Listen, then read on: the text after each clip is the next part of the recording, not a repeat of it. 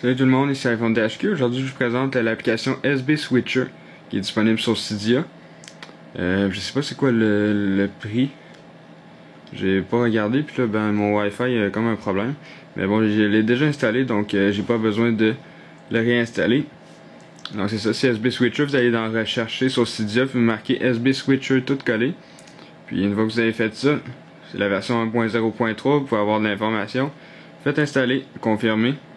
Une fois que c'est fait, ça va vous demander de relancer votre Springboard et vous n'aurez aucune icône sur votre bureau de iPod Touch ou iPhone, c'est normal. Vous allez aller dans les réglages pour régler l'application. Donc SB Switcher, c'est tout simplement pour avoir SB Setting dans la barre de multitâche à la place de l'avoir en glissant sur la barre de la statue barre en haut. Donc tout simplement, je vais vous montrer les réglages. Vous avez ici Button Size, donc là il est à défaut. C'est tout simplement la grosseur des boutons en bas. Donc si je le mets à Very Small, ça va tout simplement être petit, puis il va en avoir 6 par page au lieu de 4.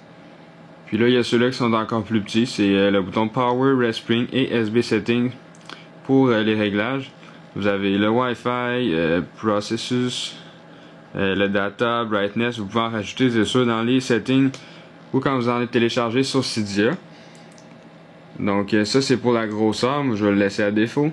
Ici Hide Volume Bar. Donc ça c'est bien important parce que moi j'ai trouvé que si on le mettait à off c'est plus difficile. Donc si je le mets à off, ça va faire un respring à chaque fois que vous bougez cette option là. Lorsque le respring est terminé, je vais vous montrer qu'est-ce qui est plus plate quand il est à off.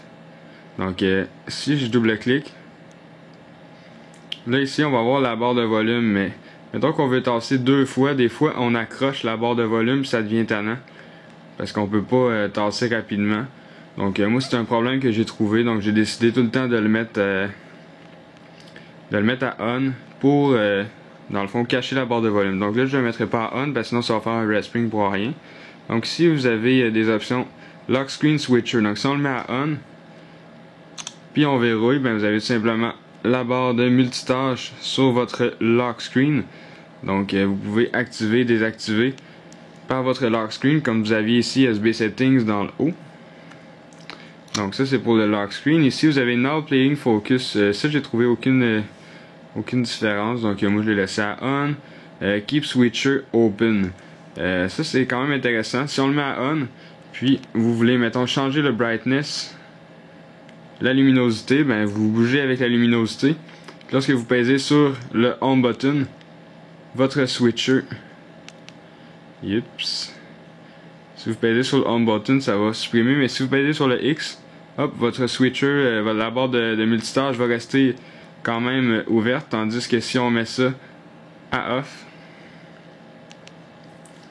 donc si je pèse sur brightness, je fais X, ça va tout simplement fermer la barre de multitâche. Donc moi je l'ai laissé à on pour que ma barre de multitâche reste ouverte.